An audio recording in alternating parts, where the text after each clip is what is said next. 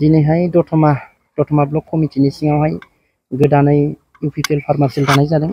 बे फार्मार सेलखौ दाखालि 23 तारिखआव दाबाय। दा बिनि दिनै अटेकिं सेरेमनिमोन।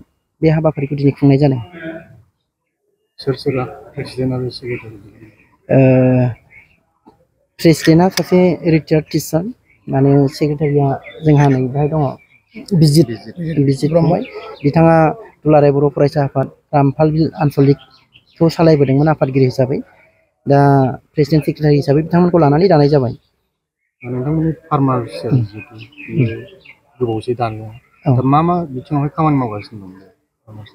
दा फार्मार सेल हिसाबै आबादारिफोरजों जों गोबां एवारनेस प्रग्राम लादों आरो गोबां आबादारिफ्रा माने आबादारि हिसाबै सरकारि मा आसनि दं बेनि सोमोन्दै बिथांमोना गोबाङानो मिथिया। दा बेफोर खोथाखौ जों ग्रासरुट लेभेलसिम थांनानै जोंनि आबादारिफोरजों सावरायनानै जों मिथिहोदों आरो गोबां आबादारिफोरखौ लानानै जोङो गोबां ट्रेनिं प्रग्रामबो होबाय। जेरै अमा फिसिनायनि ट्रेनिं आरो दा माने अर्गेनिक आबाद मावनायनि सायाव ट्रेनिंआबो सोलिगासिनो दं। बिदिनो गोबां हाबाफारि मावबाय। जिहेतु आबादारि बिथांमोना नोंथांमोननि मावनो थांखि लानाय बेयाव नोंथांमोनखौ हेफाजाब होदों? जथेस्थ' हेफाजाब होदों। प्रथम गिबियावहाय एसे गोनो गोथो साननाय दंमोन, माने राजनिति साननानै लादोंमोन। खिन्थु दिनै बुजिफैबाय प्रेक्टिकेलि जों जिहेतु बिथांमोननो गोबां हेफाजाब होबाय, गोबां लामा दिन्थिबाय। दा बिथांमोना दिनै बोजबनानै लाबाय। दा लैहोर ओंखारबोबाय, जायनि थाखाय दिनै जों ब्लक कमिटिबो दानो बाध्य जाबाय। आगोलावहाय जोंहा सेन्ट्रेल आरो डिस्ट्रिक्ट कमिटिल' दंमोन। दा दिनै जों ब्लक लेभेलसिम आफादखौ दानानै लानो गोनां जानानै फैबाय। ब्लक लेभेलाव दाबावनो गोनां दङ? दा अलरेडि दाखांजोब्बाय, माने 40टा समस्तियाव 40टा ब्लक कमिटि दाबाय। दा बे ब्लक कमिटिफ्रावहाय अटेकिं सेरेमनिया सोलिगासिनो दं। बिनि उनाव ब्लक कमिटिफ्रा प्राइमारि लेभेलाव थांनानै आबादारिफोरजों ज' थाफानानै खामानि मावनो नागिरदों।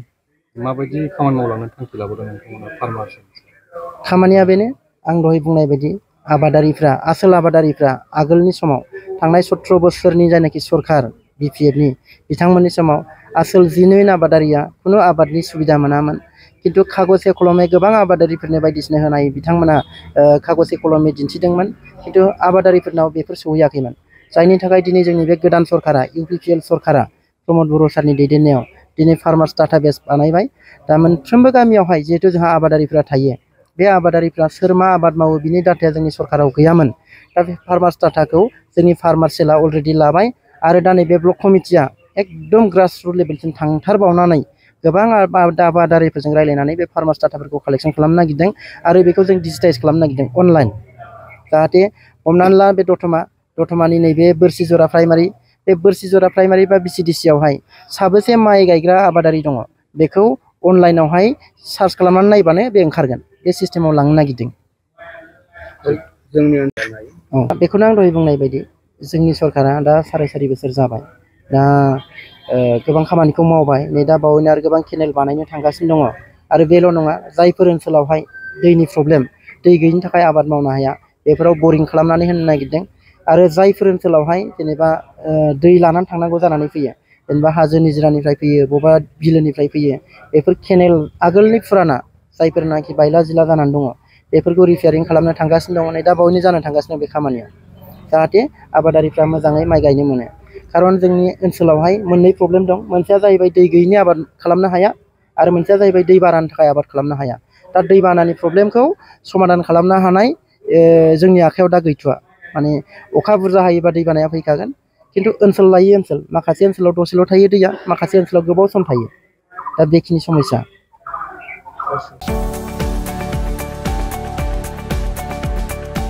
गुनगोनां गोजौ सोलोंथाइ लानो गोसो जानाय फरायसाफोरनि थाखाय मोनसे फोसावथाय।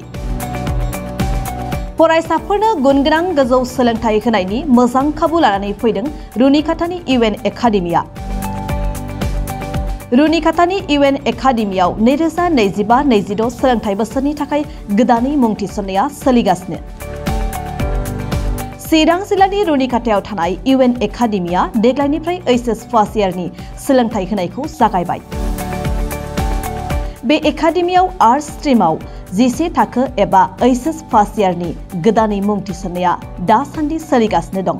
रोंगौथि गोनां फोरोंगिरिनि फोरोंथाइ होनाय आरो सोलोंथाइनि गासै गोनां खाबुफोर थानाय बे एकाडेमियाव गुनगोनां सोलोंथाइ होनायजों लोगोसे हौवासा आरो हिन्जावसाफोरनि थानायनि थाखाय आलादा आलादायै साखोन सिखोनै हस्टेलनि खाबु दं।